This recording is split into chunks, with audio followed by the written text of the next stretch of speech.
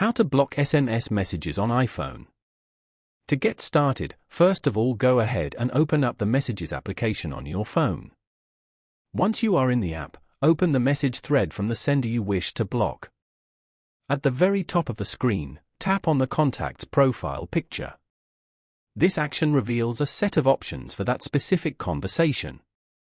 From the options, tap the Info button. Here, go down to the bottom as shown. After that, tap on the Block Caller button. A confirmation pop-up will appear. Tap Block Contact to confirm.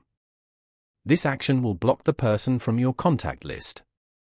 You will no longer receive any notifications or messages from the sender until you manually unblock them. Following these steps, you can easily block any message on an iPhone.